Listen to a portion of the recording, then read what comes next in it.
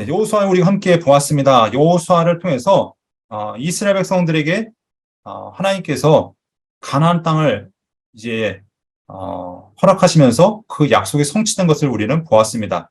하나님은 아브라함과 맺으셨던 약속에 신실하심을 보여주셨죠. 그래서 하나님께서 이스라엘 백성들에게 여호수아를 마치면서 하나님 말 섬겨라 라고 이렇게 얘기했지만 참 여호수아의 마지막이 어떤 이제 여운을 남기죠. 그 여호수아와 하나님의 일에 경험했던 자들이 살아있을 동안만 하나님을 섬겼다는 이야기로 어떻게 보면은 앞일이 좀 긍정적이지 않고 비극적인 일이 일어날 것을 이렇게 좀 암시하고 있는 것들을 보게 되어집니다.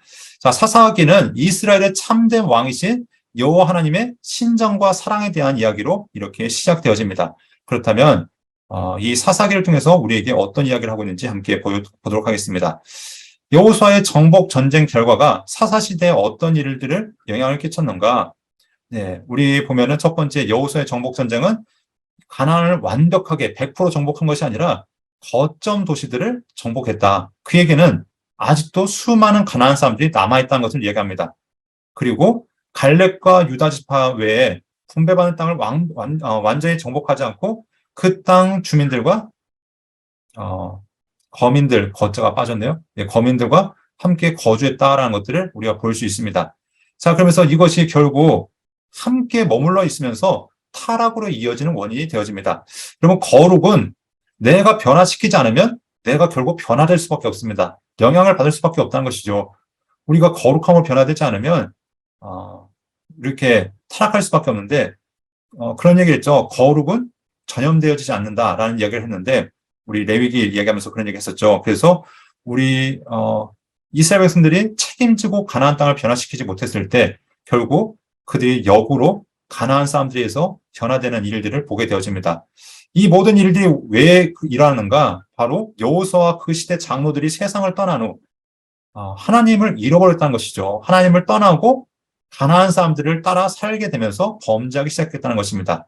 그런데 그럼에도 불구하고 사사시대는 왕 대신 하나님께서 사사들을 통해서 이스라엘을 어떻게 다스리시는지 하나님이 얼마나 신실하셨는지 그 신장의 모습들을 이 사사기를 통해서 보여주고 있다는 것입니다. 그래서 이런 것들을 염두에 두시고 사사기를 보았으면 좋겠는데요. 사사기는 사사라는 말이 참 쉽지 않은 이야기입니다. 잘 익숙한 단어가 아니기 때문에 우리 아마 교회에서 사사가 무슨 뜻일까요? 물어봐도 정확하게 대답하는 분들이 별로 없을 겁니다. 이 사사락이라는 말이 중국어 성경에 번역되면서 사사기라는 말이 나오게 되는데 사사라는 말은 판관, 재판관이라는 말에서 나왔습니다. 그래서 이 사사의 역할이 바로 재판하는 사람들 그런 어원을 갖고 있는데요. 그래서 우리 공동번역 성경 같은 경우는 이 사사기라고 쓰지 않고 판관기 이렇게 적고 있는 것을 보게 되어집니다. 자, 그래서 여기 이름에 보면은 판관, 사사 이런 이야기에 대한 설명이 등장한 것을 보게 되어지고요. 기록자는 누구일까? 기록자는 알 수 없습니다. 그런데 전설에 의하면 전통적인 견해에 의하면 사무엘이 아마도 기록하지 않았을까 하면서 그 외에도 뭐 다른 익명의 선지자들에 대한 이야기를 다루고 있습니다. 배경을 보면 여호수아의 죽음부터 시작되어지죠. 그리고 삼손이 죽을 때까지 약 350년의 그 기간을 이 사사기의 배경으로 하고 있습니다. 그리고 여호와를 알지 못하던 시대였고 왕이 없으므로 자기 소견에 행하던 그 암흑기로 평가되어지고 있습니다. 그러니까 이스라엘을 제외한 주변 나라들은 다 왕이 있습니다. 그러나 이스라엘만 왕이 없었죠. 왜냐하면 하나님께서 왕이 되셨던 시기였기 때문에 그렇습니다. 하나님께서 직접 통치하셨던 시기, 바로 이 시기가 바로 사사기였다라고 얘기합니다.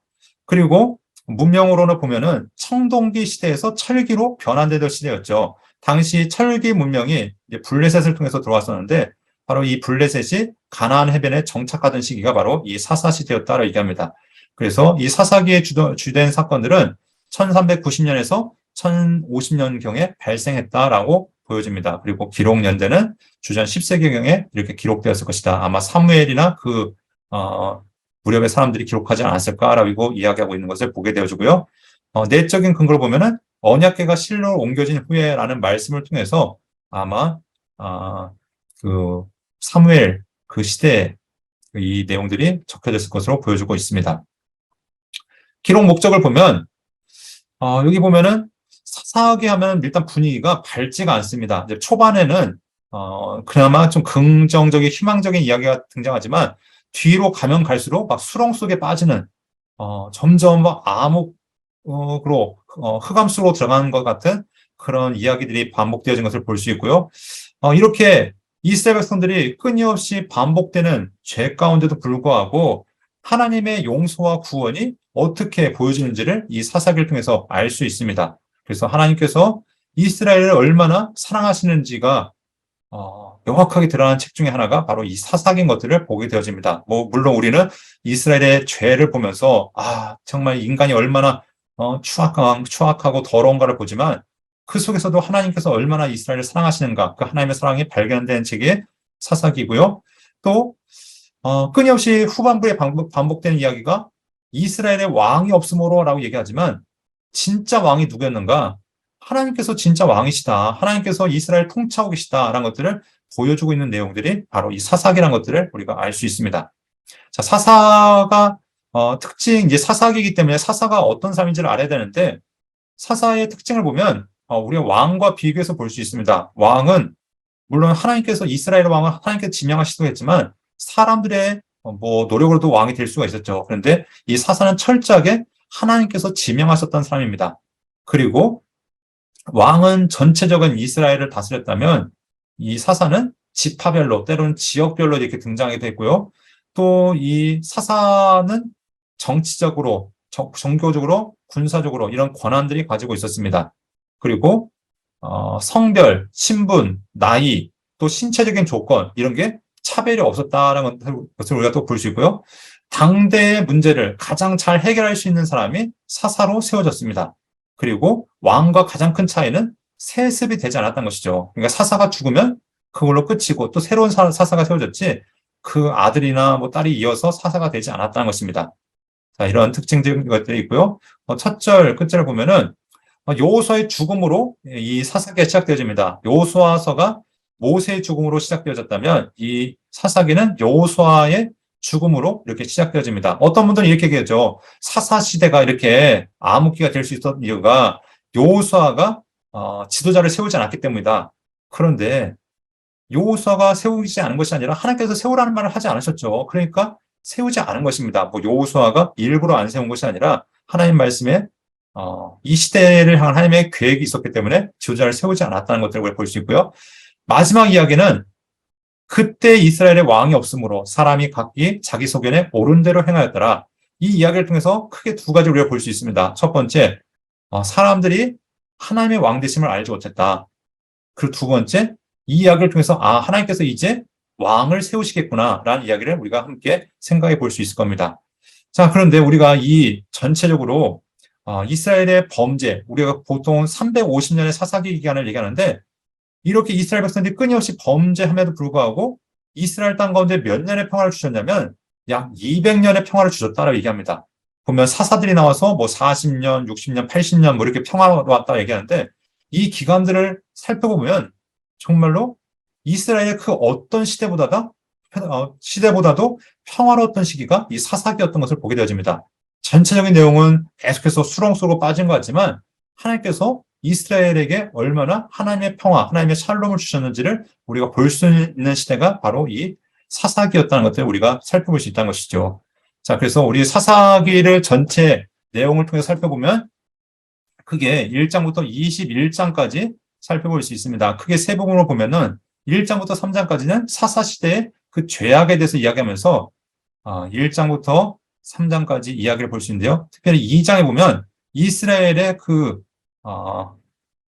죄악의 사이클이 보이죠. 이스라엘이 어떻게 죄악을 범했는지 이런 것들을 특징으로 하는 사사시대의 죄를 볼 수 있고요. 자, 3장부터 16장까지가 우리 사사기의 이름에 걸맞는 사사들의 등장이 나타나고 있습니다. 그래서 사사를 크게 전반부, 후반부로 이렇게 나눠서 볼 수 있는데 전반부와 후반부를 나누는 기점이 아비멜렉이라는 사람입니다. 기드온의 아들이었던 아비멜렉, 스스로 왕이 되었던 이 아비멜렉을 기점으로 앞에는 그나마 하나님 앞에 좀 신실했던 사람들, 뒤에 부분은 점점 엉망이 되어가는 사사들 이렇게 우리가 좀 볼 수 있습니다. 그리고 17장부터 21장까지는 사사시대에 이스라엘 백성들이 어떻게 범죄했는지, 그러면서 특징적으로 레위 사람들의 범죄, 2명의 레위인을 특징적으로 다루고 있습니다. 그러면서 이 시대가 얼마나 타락했는지를 보여주고 있는데, 우리가 이제 구조상을 보면은 17장부터 21장까지가 마지막 이야기일 것 같지만 시기적으로는 앞에 나오는 이야기입니다. 그 여호수아가 죽고 나서 얼마 안 있었던 이야기가 17장부터 21장까지 이야기인데, 이 이야기가 이제 사사기를 기록하면서 죄악의 점층성, 죄악이 얼마나 점점 커져가는지를 보여주기 위해서 일부러 뒤에다가 17장부터 21장까지를 이렇게 배치하고 있는 것들을 보게 됩니다. 그래서 전체적으로 이스라엘의 그 죄악을 끊임없이 이야기하는데, 그 속에서도 하나님께서 이스라엘을 어떻게 지키시고 보호하시고 사랑하셨는지, 그 하나님의 신정에 대한 이야기가 바로 이 사사기를 통해서 등장하고 있다는 것, 이것들을 함께 보았으면 좋겠습니다. 자, 그러면 네, 우리가 이 시기적으로 보면은 앞에 사사시대의 죄와 뒤 사사시대의 범죄가 같은 시기에 있었던 일이라는 것들을 우리가 기억했으면 좋겠습니다. 자, 이렇게 특징적인 것들을 우리가 보도록 하겠고요. 자, 그러면 여기 보면 이 사사기에는 그 사사 2장부터 사사들의 그 죄악의 사이클을 이야기하는데, 총 그 죄악의 사이클이 몇 번씩 이루어지냐면 한 8번에 걸쳐서 죄의 악순환이 이렇게 이야기되어지고 있는데요. 그것이 바로 사사들의 이야기와 같이 맞물려서 진행되어진 것들을 우리가 보게 되어집니다. 그래서 이 죄악의 악순환이 전반기에 6번, 후반기에 2번 이렇게 크게 나타나고 있다는 것을 알 수 있습니다. 자, 여기 전체 보기 보면은 전반기, 후반기에 사사들을 배치해 놓고 있는데, 우리가 일반적으로 대사사, 소사사를 이렇게 구분하고 있는데, 보통 대사사는 6명이라고 얘기하고, 소사사도 6명, 이렇게 12명의 사사를 이야기하기도 합니다.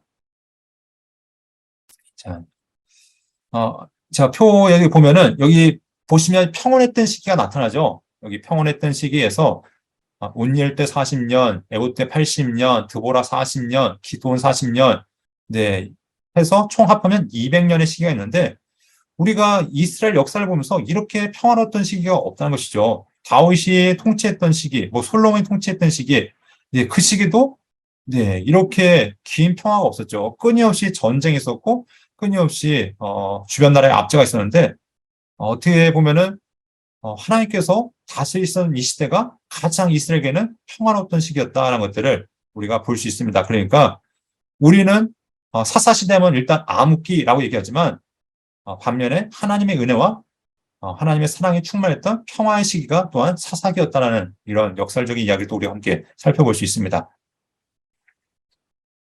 네, 우리 후반기 사사들 이게 우리가 이렇게 볼 수 있고요. 자, 이제 1장부터 보겠는데요. 여기 보면 여호수아 24장 45절에서 이렇게 얘기했었죠. 여호수아 시대는 하나님 이스라엘 백성들이 온전히 하나님께 순종함으로 하나님 이스라엘에게 주신 선한 말씀이 하나도 남김없이 다 이루어졌다. 그러니까 여호수아서는 하나님의 말씀에 철저하게 순종했다라는 이야기로 이렇게 결론이 내어졌다면, 사사기 1장은 하나님 앞에 그 약속을 받은 백성들이 이제 끊임없이 전쟁하는 이야기로 시작되어지고 있습니다. 각 지파별로 분배받은 땅을 차지하기 위해서 정복 전쟁이 계속 되어지고 있는데, 그들이 하나님 말씀에 순종하지 못하는 그래서 정복에 실패한 이스라엘 백성들의 이야기가 등장하고 있는 것이죠. 자, 그래 보면은 계속해서 하나님의 말씀에 따라서 잘 순종한 것 같지만 이들이 쫓아내지 못했다라고 얘기하고 있습니다. 그런데 이 쫓아내지 못한 게 여기 보면은 정말 이스라엘이 능력이 없어서 쫓아내지 못했는가? 여기 보면 이스라엘 백성들이 강사한 후에야 가나안 족속에 노역시켰고 다 쫓아내지 아니하였다.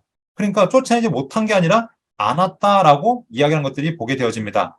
왜 쫓아내지 않는가? 보면 이스라엘 백성들이 가나안 사람들을 노예로 삼아서 노역을 시키고 공물을 받고 하면서 그 가나안 사람들을 하나님 앞에 온전히 쫓아내지 못했다는 것들을 이야기하고 있는 것이죠. 그러니까 이것은 하나님 말씀에 대한 의도적인 불순종이 있었다는 것들을 얘기합니다. 그래서 한 제파 한 제파 하나님 말씀 앞에 순종하지 못했던 백성들이 누군지를 언급하고 있는 것이죠. 그래서 에브라임도 쫓아내지 못했고, 스불론도 쫓아내지 못했고, 아셀도 쫓아내지 못했고, 또 이렇게 납달리도 단지파도, 그래서 단지파는 오히려 아모리 족속에게 쫓겨서 이렇게 골짜기로 내려오지 못했고 결국 나중에는 이들이 이주할 수밖에 없었던 이런 일들을 얘기하고 있습니다. 그래서 여기 보면은 그들이 하나님 앞에 순종하지 못했던 모습, 쫓아내라고 말씀했는데 그들을 노역을 시켰다. 이런 이야기를 하고 있는 것이죠. 왜 쫓아내지 못했는가? 우리 교재 보면은 그것을 팁으로 이야기하고 있습니다. 왜 정복하지 못했는가?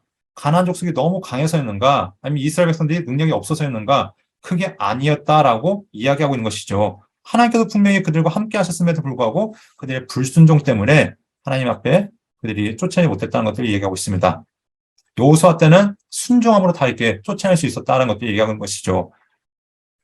자, 그러면서 의도적으로 불순종하는 이스라엘 백성들에게 누가 찾아오시냐면 하나님의 사자가 찾아옵니다. 그래서 하나님께서 사자를 보내서 이스라엘 백성들을 책망하고 있는 것이죠. 너희가 내 목소리를 듣지 않았다라고 말씀하시면서 너희가 쫓아내지 못한 그 백성들이 너희의 옆구리의 가시가 되고 너희의 올무가 될 것이라는 하나님의 징계가 그들에게 주어집니다. 그래서 여기 2장 6절부터 10절에 보면 여호수아의 죽음과 사사시대의 타락의 원인을 이렇게 이야기하고 있습니다. 다시 한번 2장 7절 보면 백성이 여호수아 사는 날 동안과 여호수아 뒤에 생존한 장로들 곧 여호와께서 이스라엘 위하여 행하신 모든 큰일을 본 자들이 사는 날 동안에 여호와를 섬겼다. 그에게는 하나님의 말씀이 그 백성들에게 가르쳐지지 못하고 전수되지 못했다는 것들을 이야기하고 있는 것이죠. 그러면 이 사명을 왜 감당하지 못했는가? 첫 번째는 부모의 책임이 있을 것이고, 두 번째는 레위 사람들의 책임도 있을 것이고, 제사장들의 책임이 있을 것이고, 하나님 말씀을 맡았던 먼저 경험한 조상들이 또 그 말씀을 맡았던 자들이 하나님 앞에 신실하지 못했기 때문에 하나님 앞에 이스라엘 백성들이 타락하게 되었다는 것들을 볼 수 있습니다. 이제 우리가 볼 수 있는 것은 하나님께서 주신 이제 그 명령이 성취되지 않을 것을 우리가 볼 수 있는데, 그래서 이 10절은 이스라엘 백성들을 뭐라고 표현하고 있는가? 그 세대의 사람도 다 조상들에게 돌아갔고 그 후에 일어난 다른 세대, 그러니까 하나님을 알지 못하는 사람을 다른 세대라고 이렇게 얘기하고 있는 것이죠. 그런데 이들이 보면은 하나님을 알지 못했을 뿐만 아니라 알기를 원하지 않았다. 그러니까 의도적으로 하나님을 믿지 않은 세대, 여호와를 버린 세대를 다른 세대로 표현하고 있는 것을 보게 되어집니다.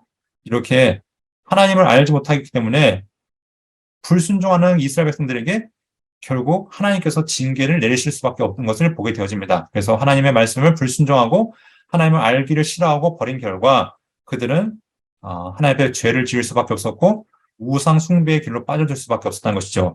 가나안이 크게 두 가지 범죄가 있었잖아요. 첫 번째는 도덕적으로 어마어마한 타락이 있었고, 두 번째는 우상 숭배가 어마어마하게 펼쳐졌었는데 결국 이스라엘도 그들과 똑같이 질 수밖에 없는 것들을 우리가 볼 수 있습니다. 그래서 이들의 이제 죄악의 악순환이 시작되어진 것이죠. 그래서 2장 11절부터 23절을 보면 그 죄악의 순환이 나타나고 있습니다. 죄악의 사이클. 그래서 죄를 짓고 하나님께서 그들을 징계하면 그들이 회개하고 그들이 하나님 앞에 하나님께서 사사를 보내시고 그들을 구원하시면 다시 그 땅에 평화가 오는 이런 일들이 있는데 이 모든 것의 원인이 무엇이었는가? 바로 하나님을 버리고 바알과 아스타라스를 섬기는 이런 죄악 때문이었다라고 이야기하고 있습니다. 그래서 하나님께서 하나님을 떠난 그들에게 여호수아가 그렇게 경고했던 것처럼 너희가 하나님을 떠나면 하나님께서 그 복을 거두시고 재앙을 내리실 것이라는 그 말씀처럼 그들에게 재앙이 임했다라고 이야기하는 것을 보게 되어집니다. 그럼에도 불구하고 하나님은 어떻게 하셨는가? 그들에게 부르짖는 그들에게 사사를 세우셨다라고 이렇게 얘기하는 것이죠. 그러니까 이것이 이 사사시대 가운데 펼쳐지는 하나님의 긍휼과 자비, 하나님의 신정인 것을 보게 되어집니다. 택한 백성을 포기하지 않으시고 끝까지 책임지시고자 하는 하나님의 사랑이 이렇게 요약되어서 이렇게 나오고 있는 것이죠. 그래서 앞으로 이제 펼쳐지는 3장부터 16장까지의 그 악의 그 순환들에 대한 축소판으로 2장 11절부터 23절까지를 이렇게 보여주고 있습니다. 네, 그래서 사사가 죽고 사사를 보냈지만 사사가 죽은 후에는 또다시 타락하고 타락하면 또 하나님께서 진노하시고 그러면 하나님께서 그들을 징계하시면 그들이 또 하나님 앞에 회개하고 회개하면 하나님께서 다시 사사를 보내시고 사사를 보내셔서 그들을 구원하시고 그들에게 평화를 주시면 그들이 감사했다가 또다시 타락하고 이게 성경에 8번에 걸쳐서 이제 등장한다는 것들 여러분들 함께 보았으면 좋겠습니다. 자, 그래서 여기 보면 이스라엘 백성들이 가나안을 백성을 쫓아내라 라고 했는데 그 하나님의 시험을 통과하지 못했습니다. 도리어 그들과 어울려 지내고 그들과 결혼하고 그들의 신을 섬기면서 결국 그들이 넘어질 수밖에 없었다라고 얘기하는데 이런 배경 가운데 이제 사사들이 등장이 되어진 것이죠. 자, 그래서 아까 보았던 사사들 다시 한번 이렇게 특징적인 것이 있었고요. 첫 번째 우리 사사는 3장에 등장하는 3명의 사사가 있습니다. 온니엘, 에훗, 삼갈. 자, 그래서 이 3명의 사사를 보는데 첫 번째 이스라엘 괴롭혔던 존재는 누구였느냐면 바로 메소포타미아 왕 구산 리사다임이었습니다. 그래서 이 구산 리사다임이 이스라엘을 압제해서 8년 동안 이스라엘이 이들을 섬기게 되었다. 근데 왜 그랬는가? 여기 보면 하나님을 잃어버리고 바알과 아세라를 섬겼기 때문에 하나님께서 이들을 징계하셨다라고 얘기하고 있습니다. 그래서 하나님께서 이들이 압제당하니까 이스라엘 백성들이 하나님 앞에 부르짖게 되어집니다. 그래서 하나님께서 누구를 구원자로 세우시냐면 갈렙의 아우 그나스의 아들 온니엘을 구원자로 세우신 것이죠. 보면 이 갈렙의 아우니까 바로 유다 지파였겠죠. 그런데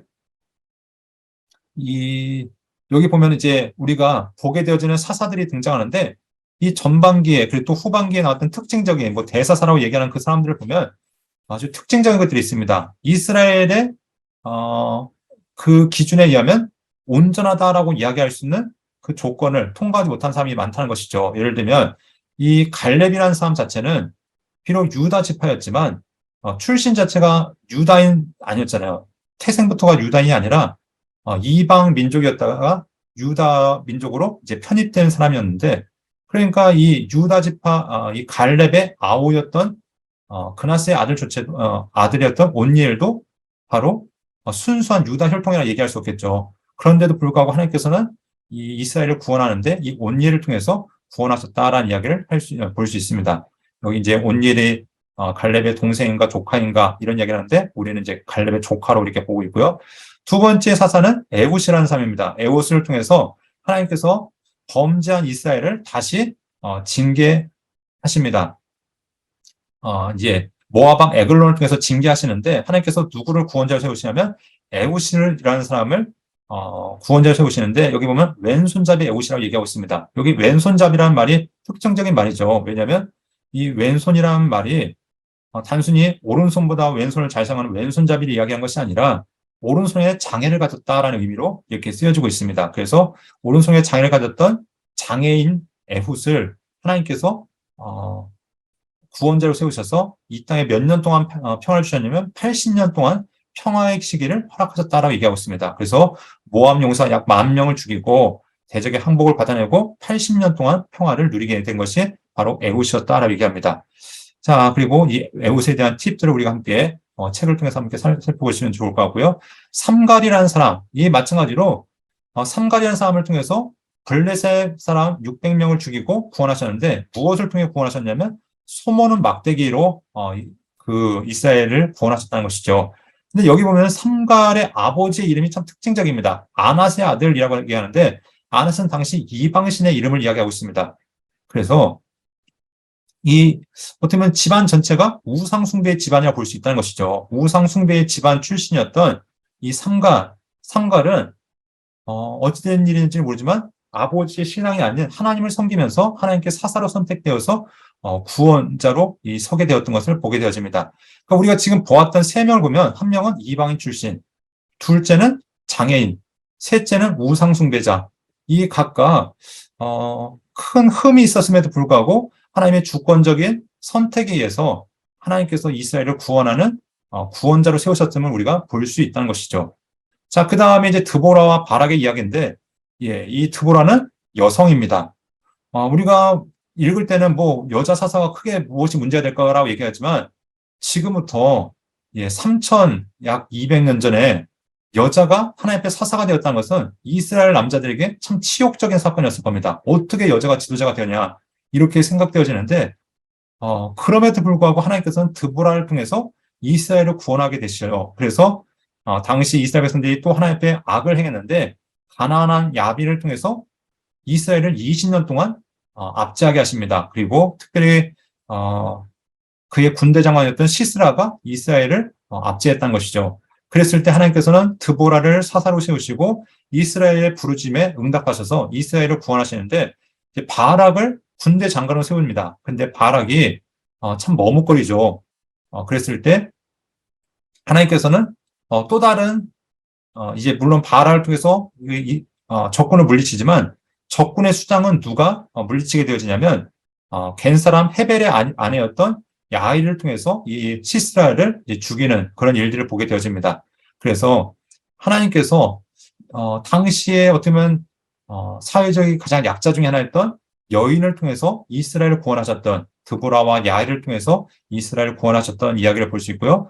그 땅이 40년 동안 평온했다라는 이야기를 통해서 하나님께서 이스라엘을 어떻게 구원하셨는지를 우리가 또한 볼 수 있습니다. 자, 기브온도 마찬가지로 참 약점이 많은 사람이죠. 그 집안 자체를 보면은 아버지도 우상을 섬겼던 사람 중에 하나였고, 또 이 기브온이 하나님을 믿긴 했지만 뭐 용기 있고 대단한 사람이 아니었던 것을 보게 되어집니다.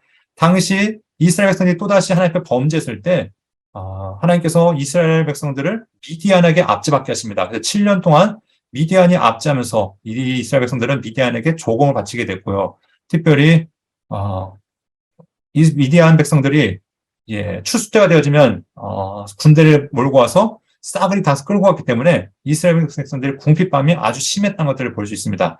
그때 이스라엘 백성들이 하나님께 부르짖으니까 하나님께서 누구를 부르시냐면 기드온을 부르시는데, 기드온을 부르시는 이야기가 참 재밌습니다. 큰 용사여라고 부르시는데 이때 기드온의 상황이 무엇이냐면 사람들에게 들키지 않으려고 몰래 숨어서 밀타작을 하고 있을 때였습니다. 그러니까 겁이 참 많고 소심한 사람이라고 볼 수 있는데 하나님께서는 그를 큰 용사로 부르시고 그와 함께 하시겠다고 약속하십니다. 그러면서 하나님께서 이 미디안과의 전투에서 이제 승리를 주시겠다라고 말씀하시는데 기본이 그러기 위해서는 먼저 해야 됐던 일이 무엇이냐면 우상을 다 찍어버린 일이었죠. 아버지 집안에 있었던 바알과 아세라를 다 찍어버렸고, 또 하나님께서 이제 미디안 군대를 치기 위해서 군대를 이제 부르시는데, 처음에 그 수많은 군대에서 몇몇만 남게 되어지면 딱 300명만 남게 되어집니다. 그 하나님께서 이 기드온에게 하시는 일이 무엇이냐면 하나님만을 신뢰하게 하는 일들을 하게 하시죠. 기드온에게 순종을 요구하시고 이스라엘을 진짜로 지키시는 분이 누구신가, 이스라엘의 진정한 왕이 누구신가를 이렇게 보여주는 사건이 바로 기드온 사건이었습니다. 그래서 하나님께 철저하게 순종했을 때 이 기드온이 승리를 거둘 수 있는 그런 놀라운 일들을 보여준 것이 바로 기드온의 사건이었습니다. 자, 물론 기드온이 나중에 이제 자기 일을 대적했던 그 사람들을 이제 징계하는 사건도 나오지만 나중 이제 끝까지 하나님 앞에서 자기가 왕이 되질 않고 이제 거절하는 모습들을 보여주죠. 백성들이 끊임없이 왕을 요구하지만 나는 왕이 되지 않겠다라고 이렇게 이제 거절하게 됩니다. 그런데 이때 기드온의 대답이 참 믿음의 고백이죠. 여호와께서 너희를 다스리시리라. 하나님께서 왕 되심을 선포하신 것이 이 기드온의 믿음의 고백이었습니다. 그런데 문제는 무엇이냐면 기드온의 가장 큰 실수가 백성들에게 백성들이 끊임없이 무엇인가 이제 해주고 싶어 하니까 이제 금을 받게 되어지고 금을 받게 되죠. 그리고 또 그 금으로 에봇을 만들어서 이제 만들어왔는데 백성들이 하나님보다 이 에봇을 더 섬기게 되는 것입니다. 그리고 두 번째 가장 큰 실수는 무엇이냐면 자녀가 70명, 아들이 70명이 있었다고 얘기합니다. 그러니까 아들 70명이 있었다는 얘기는 부인이 많았다는 얘기를 하고 있는 것이죠. 그리고 그 부인 가운데 특별히 처백에서 태어났던 아비멜렉이라는 사람이 이 집안, 기드온의 집안 전체를 다 몰락시켰을 뿐만 아니라 이스라엘을 파멸로 이끌어가는 아주 큰 방역자로서 서게 되는 것들을 우리가 보게 되어집니다. 그러니까 이 기드온이 생애 전반에 하나님 앞에 순종했지만 말년에 하나님 앞에 불순종하는 말미암아 이 이스라엘이 타락의 이제 수렁텅이로 더 빠져드는 모습도 우리가 볼 수 있는데요. 이 기드온의 이야기가 맞춰지면서 누구 얘기가 나오냐면 기드온의 아들 아비멜렉이 나오고 있습니다. 이 아비멜렉은 스스로 왕이 된 사람이었습니다. 그러니까 하나님이 왕 되시는 나라에서 내가 왕이다라고 선포했던 사람이죠. 결국 반역해서 3년 동안 이스라엘을 통치하지만 결국 한 여인이 던졌던 돌에 의해서 죽게 되는 일들을 보게 되어집니다. 자, 이 아비멜렉을 기점으로 이제 후반기 사사가 등장하게 되어지는데 돌라, 야일, 그리고 입다 이야기가 진행되어집니다. 네. 보면은 이 시기가 이제 어느 정도 되어지냐면 아마 사무엘 상의 배경이 아마 이 시기와 겹쳐지지 않을까. 그래 엘리 제사장이 등장하고 이제 사무엘이 등장하는 이 시기가 바로 이때일 것으로 보여주고 있습니다. 그래서 돌라라는 사람이 있는데 소개가 크게 등장하지 않습니다. 그래서 도도의 손자 부하의 아들 이렇게 소개하고 있고요. 23년 동안 사사로 다스렸다라고 이야기하고 있습니다. 특별한 일이 없었다. 그 얘기는 하나님께서 이 땅에 평화를 주셨다는 얘기죠. 네. 뭐 어떤 전쟁이나 뭐 어떤 큰 사건이 없었다는 얘기는 하나님께서 이 돌라 가운데 큰 평화를 샬롬을 허락하셨다는 이야기를 볼 수 있고 또 야일 때도 마찬가지입니다. 이 사람이 다스리던 약 한 20여 년 시간 동안 이때에도 큰 사건 없이 다루고 있는 이야기가 무엇이냐면 이런 이야기만 하죠. 22년 동안 이스라엘의 사사가 되니라 아들 30 있고 30 있었는데 어린 낙이 30을 탔고 성읍 30을 가졌다. 그러니까 그의 평생 사역이 무엇이냐? 사사로서 사역이 자식들 낙이 사주고 집 한 채씩 가졌다. 그러니까 오늘날로 좀 이야기하긴 그랬지만 오늘날로 하면은 고급 승용차 세단 하나씩 뽑아주고 또 좋은 최고급 아파트 하나씩 뽑아줬다. 뭐 이렇게 이야기할 수도 있을 것이죠. 그러니까 그 시대 가운데 하나님께서 풍요를 허락하셨는데 이 야일이라는 사람이 결국 무엇이냐? 자기의 어떻게 보면은 번영, 자기의 부귀, 영화에만 신경 쓰고 있는 어떻게 보면 왕과 같은 한 성의 영주와 같은 모습으로 이렇게 다스리고 있는 모습들을 우리가 볼 수 있다는 것이죠. 점점 이 사사들의 모습이 하나님 말씀을 가지고 백성들을 재판하고 하나님 말씀 앞에서 백성들을 바로 교육하기보다는 자기의 사리사욕을 챙기는 모습들로 이렇게 나타나고 있는 것들을 보게 되어집니다. 자, 입다의 이야기가 나오는데 입다는 길라앗에 나온 기생의 아들이었다라고 얘기하고 있습니다. 그러니까 출신 자체가 참 비천한 사람이었다라고 볼 수 있죠. 그런데 자기 집안에서 함께 자라지 못하고 결국 형제들에서 쫓기게 됩니다. 그래서 돕당에 쫓겨들어서 그래서 불량배들의 우두머리가 되어지는데 이 시기는 아마 사사 시대가 이제 한 300여 년 지났던 그 시기로 보여주고 있습니다. 그러면서 또다시 이스라엘 백성들이 하나님 앞에서 죄를 범하고 있을 때가 바로 이때였다라고 얘기하고 있는 것이죠. 그래서 이들이 각종 우상들을 섬기게 되어졌는데 이들이 하나님을 떠나고 섬기지 않았다. 그때 이들이 그나마 하나님께 다시 부르짖는 것이죠. 그래서 하나님께 부르짖어 우리가 이르되 우리 하나님을 버리고 바알을 섬김으로 주께 범죄하였나이다 라고 이렇게 얘기하는데 여기 보면은 우상의 목록이 점점 많아지죠. 앞에는 기껏해야 바알과 아세라 이 정도였다가 이 사사시대 후반기에 가면은 바알, 아스타롯, 아람의 신, 시도의 신, 모압의 신, 암몬의 신, 블레셋 신, 네. 그러니까 이 죄악이 점점 더 심각해지고 결국 하나님 말씀이 희귀해질 수밖에 없는 시대가 바로 이때였던 것을 보게 됩니다. 그래서 아까 얘기했던 것처럼 사무엘 상의 배경과 비슷하다라고 했잖아요. 이 엘리가 하나님 말씀이 희귀했다라고 얘기했던 것처럼 하나님 말씀이 이제 들려지지 않는 시대, 바로 이 시대가 이 사사기 후반부인 것들을 보게 되어집니다. 그럼에도 불구하고 하나님께서 구원자를 세우신 거죠. 바로 입다라는 사람을 세우셨는데 우리가 기억해야 될 것은 각 사사들은 그 시대 가운데 그나마 쓸만한 사람을 생각하면 좋습니다. 그런데 이 입다를 보면 그나마 쓸만한 사람이라고 부르는 입다도 상태가 그렇게 좋은 것 같지는 않죠.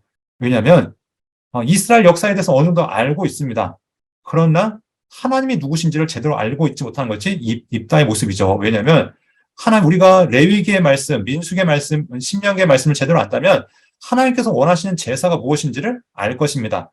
그러나 나중에 이 입다가 우리 뒤에 좀 나오겠지만 함부로 맹세하죠. 내가 나를 맞이하는 그 사람을 하나님께 번제를 드리겠습니다. 하나님께서 절대 인신제사를 원하지 않는 것을 알 텐데 이미 당시 이 이방인의 제사가 이 입다에게도 익숙해져 있는 것을 보게 됩니다. 하나님이 무엇을 원하시는지, 하나님이 원하시는 제사가 무엇인지를 알지 못하는 것도 우리가 보게 되는 것을 볼 수 있는데요. 자, 이렇게 이스라엘 백성들이 이제 범죄한 가운데 하나님께서 입다를 보내시고 암몬과의 전쟁을 통해서 하나님께서 이스라엘을 구원합니다. 그런데 이 입다가 이렇게 잘못된 서원을 하죠. 여호와께 서원하여 이르되 나를 제일 먼저 영접하는 사람을 내가 번제물로 드리겠습니다. 그러니까 하나님이 누구신지, 하나님의 성품이 무엇인지 알지 못하는 이 입다를 볼 수 있는데, 결국 전쟁에 승리하고 나왔을 때 참 아이러니하게도 입다의 무남동녀였던 외동딸이 이 입다를 맞으러 나왔습니다. 여기 이제 논쟁이 있죠. 이게 논란거리인데, 과연 인신제사로 바쳤을 것인가, 안 바쳤을 것인가, 여기에 대한 해석이 두 가지 있습니다. 정말로 번제를 바쳤다. 그리고 두 번째는 이 입다의 딸의 고백, 나의 처녀로 죽음을 인하여 라는 말 때문에 정말로 죽은 게 인신제사가 아니라 이 번제라는 이야기가 온전히 하나님께 헌신한다는 이야기도 있기 때문에 아마 성전에서 평생 성전에서 이제 헌신하며 살았을 것이다라고 이렇게 이제 해석하기도 하죠. 중요한 거는 바쳤던 아니면 정말 죽였던 아니면 헌신을 이렇게 성전에 평생 오늘날 신부나 수녀같이 그렇게 헌신했던, 중요한 거는 하나님을 알지 못했기 때문에 잘못된 서원으로 인해서 자기 딸과 헤어질 수밖에 없는 그런 비극적인 이야기가 나왔다는 것이죠. 그래서 우리가 이 시대로 갈수록 점점 하나님 말씀이 희귀해졌다는 것들을 우리가 알 수 있는데, 자, 이 입다 이야기가 맞춰지면서 결국 이제 누구의 이야기로 나오냐면, 세 명의 소사사들, 입산, 엘론, 압돈 이야기로 이제 지나면서 바로 이제 삼손의 이야기가 나오죠. 그런데 이 세 명의 소사사들도 한 일이 대부분 무엇이냐면, 입산이라는 사람은 7년 동안 나라를 이 사사로 세워졌는데 아들 30, 딸 30을 밖으로 결혼을 시켰다. 그러니까 평생 한 일이 자식 결혼시킨 일이 그 사사의 전부였다. 그러니까 결혼 잘 시켰겠죠. 네, 그렇게 했고, 또 엘론이라는 사람, 네, 10년 동안 다스렸다. 그리고 압돈이라는 사람 8년 동안 다스렸는데 아들 40, 손자 30이 있었는데 자식 어린 낙이 70마리를 탔다. 네, 그러니까 이게 풍요를 누리고 권력을 누렸던 그런 사사들의 모습으로 이렇게 맞춰지고 있는 것들을 보게 되집니다. 이제 마지막 마지막 사사 이야기가 삼손 이야기인데요. 삼손의 구체적인 이야기들은 여러분들이 잘 아시기 때문에 이 삼손의 이야기 처음을 우리 보면 어떻게 시작되어지냐면, 지금까지 우리가 악의 그 순환을 보았잖아요. 죄를 지면 하나님 징계하고, 그럼 백성들이 하나님 앞에 회개하고, 그러면 하나님께서 사사를 보내시고, 그러면 하나님께서 구원하시고 평화를 주시고 이랬는데, 마지막에는 어떤 일이 벌어지냐면 이렇게 시작합니다. 이스라엘 백성이 다시 여호와의 목전에 악을 행하였으므로, 그러면 어떻게 돼요? 하나님이 징계를 하시고, 그리고 이렇게 징계를 하고, 그 다음에 어떤 일이 나오냐면 그들이 회개한 이야기가 나와야 되는데 2절에 곧바로 소라 땅에 단제파의 가족 중에 마노아라는 이름하는 자가 있더라. 그러니까 회개한 이야기가 없음에도 불구하고 하나님은 곧바로 뭐냐면 구원자를 세우십니다. 그런데 지금 보니까 구원자들이 사사라고 세워놨더니 다 차 사고, 오늘날 얘기하면 차 사고, 집 사고, 자식 결혼시키고, 그냥 이게 전부가 되어지니 하나님께서 이제 처음부터 시작하라 하십니다. 아직 아이를 낳지 못하던, 어쩌면 가장 아이를 바라고 있는 간절한 부모에게 한 아이를 보내시는 이야기를 시작합니다. 그래서 삼손의 출생을 예고하고, 이 삼손은 어떤 존재인가? 태어날 때부터 하나님께 바쳐진 나실인이다. 원래 나실인은 자발적으로 하나님께 헌신하는 거죠. 그런데 이 삼손은 태어날 때부터 하나님께 구별된 사람이라 얘기하고 있습니다. 그래서 이 아이가 블레셋에게서 이스라엘을 구원할 사람이다라고 하나님께 말씀하십니다. 그래서 하나님께서 직접 일하십니다. 그래서 이 사사를 보내시는데, 사사가 해야 될 일이 있죠. 아니, 나실인이 해야 될 일이 있죠. 바로 독주를 먹을 수 없고, 시체를 만질 수 없고, 또 머리에 삭도를 댈 수 없다. 뭐 이런 것들 여기 보면은 크게 4가지를 나오고 있는데요. 구별된 자이기 때문에 하나님께서 거룩하게 살아가야 되는 존재로 이렇게 나신을 세우는데, 중요한 거는 이 삼손은 이 어떤 것도 지키지 않았다는 것이죠. 자, 그래서 이 하나님께 바쳐진 삼손은 나시는 규례를 다 의도적으로 어기고 있는 것들을 보게 되어집니다. 그럼에도 불구하고 하나님께서 이 삼손을 통해서 일하고 있는 것들을 보게 됩니다.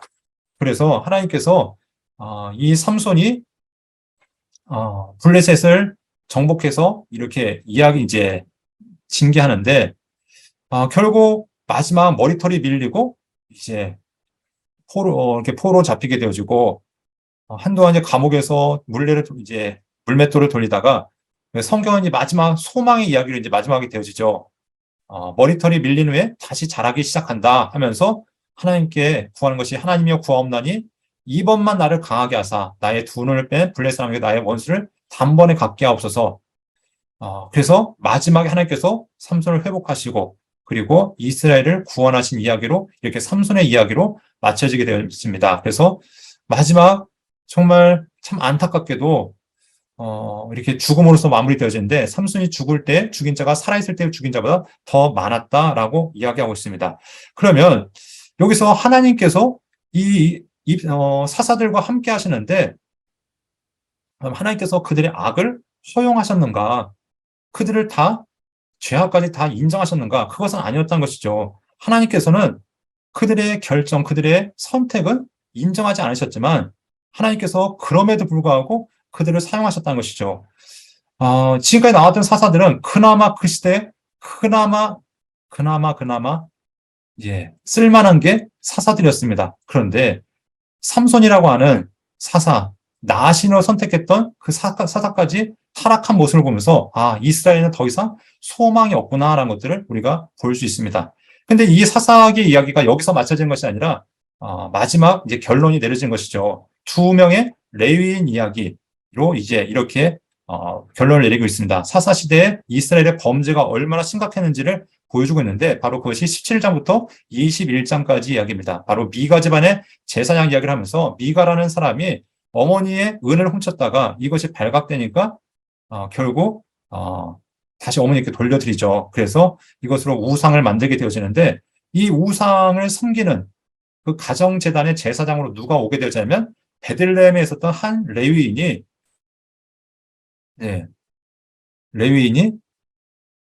그 미가 집안의 제사장이 되어지는 것을 보게 되어집니다. 근데 때마침 이 시기가 언제였냐면 단지파가 유업으로 받은 땅을 지키지 못하고 이동하던 시기였다라고 얘기하고 있습니다. 그래서 이 단지파가 이제 정탐을 위해서 가다가 이 미가 집안에 머물게 되어지는데 이제 나중에 이제 이것들 다 강탈해 가는 것을 보게 되죠. 그래서 이 레위인이 이 정탐꾼들에게 이제 축복을 하면서 보내게 되어집니다. 그리고 라이스 땅을 정탐하고 와서 다시 이제 군대를 이끌고 가는데 이 단지파가 요구하는 거죠. 야, 너 한 집안의 제사장 될래? 아니면 우리 한 단지파의 제사장이 될래? 했을 때 이 레위인이 그래서 한 집안의 제사장보다는 한 지파의 제사장이 좋겠다 생각해서 이 미가의 집을 이제 박차고 나온 거죠. 그래서 단지파로 가게 되어졌는데 오늘 이 결론이 뭐라고 나냐가 30절에 보면 이렇게 얘기합니다. 단 자손이 자기들 위하여 그 세겐 신상을 세웠고 모세의 손자여 게르손의 아들인 요나단과 그의 자손은 단지파의 제사장이 되어 그 땅 백성이 사로잡히는 날까지 이르렀더라. 그 결론이 뭐냐면 이 레위인 누구냐? 그 미가의 집에서 제사장을 하고 단지파의 제사장 일을 했던 사람이 모세의 손자였다. 그러니까 모세는 누굽니까? 이스라엘 백성들을 구원해낸 구원자 아닙니까? 하나님 앞에 가장 신실했던 그 사람이었던 모세의 손자가 한 지파를 타락으로 이끌었던 원흉이었다라고 얘기합니다. 그러니까 레위 사람이 하나님 앞에 말씀 앞에 바로 서지 못하니까 한 집안이 타락하고 한 지파가 타락했다라고 이렇게 이야기를 하고 있는 것이죠. 그리고 그 다음 19장 이야기는 더 심각한 이야기로 맞춰주고 있습니다. 한 레위인이, 그러니까 에브라임 산지에 살고 있던 한 레위인이 첩이 있었다. 이제 문제가 처음부터 심각해지는 거죠. 그런데 어디 출신이냐면 베들레헴 출신이었다. 그러니까 여기 보면은 계속해서 베들레헴 이야기가 등장하고 있습니다. 아까 미가 집안의 사람도 그 레위인이 어디 출신이냐면 베들레헴 출신이었다라고 얘기하는데 이 첩도 베들레헴 출신입니다. 그리고 이 첩이 어떻게 되는가? 또 바람이 났다는 거죠. 그래서 이 레위인이 결국 뭐라고 했더니 자기 친정집으로 돌아간 거죠. 그래서 친정집에 머물다가 돌아오는 길에 불량배들에게 이 첩이 죽게 되어집니다. 그래서 이것 때문에 이 레위인이 분노 가운데 어떻게 합니까? 자기 첩을 12토막을 내서 각 지파로 보내버리게 되죠. 그래서 이것 때문에 이스라엘 최초의 내전이 벌어지게 되어집니다. 그래서 이 치열한 전쟁 가운데 한 민족, 바로 베냐민 지파가 거의 몰살 위기까지 가게 되어지죠. 그래서 600명만 남고 나머지 싸그리 다 죽게 되어진 상황 가운데 이 백성들이 다시 이 민족 복구 작업에 이제 들어가게 되어집니다. 그래서 전쟁 후에 어떻게 되냐면 이 베냐민 지파를 다시 어떻게 복구시킬 것인가. 그래서 이 베냐민 지파에게 아내를 얻어줘야 된다. 그래서 600명의 아내를 이제 처녀를 구하는데 400명은 어디서 구하게 되냐면 길르앗 야베스, 그러니까 이스라엘 백성들과 같이 전쟁에 참여하지 않았던 길르앗 야베스를 공격해서 400명의 여인을 얻고 또 여호와의 날 그 예배 때에 예배를 지키러 온 처녀들 200명을 보쌈해가지고 이렇게 베냐민 지파에 보내서 600명의 처녀를 강제로 결혼을 시켜서 바로 베냐민 지파를 이제 유지할 수 있게 만듭니다. 그래서 결론은 이렇게 저렇게 이스라엘의 내전이 이제 잘 마무리된 듯 했지만 결론은 어떻게 내고 있는가? 이렇게 내고 있는 거죠. 그때 이스라엘의 왕이 없으므로 사람이 각기 소견에 옳은 대로 행하였더라 하면서 이렇게 사사기의 마지막을 마무리하고 있습니다. 사사기는 이제 암울하고 절망적인 분위기로 이렇게 맞춰지지만 이 말씀하고 있는 이유는 두 가지인 것이죠.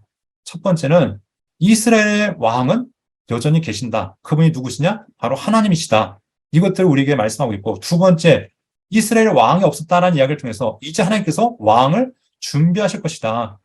정말 하나님을 신뢰할 수 있고 하나님만을 섬길 수 있는 온전한 왕을 세우실 것이다. 왜 그런가? 지금 이스라엘이 하나님께서 바라셨던 것이 무엇이냐? 이 사사기를 통해서 바라셨던 것이 모세에게 말씀하셨던 제사장 나라, 거룩한 백성이 이루어지길 바랬던 거죠.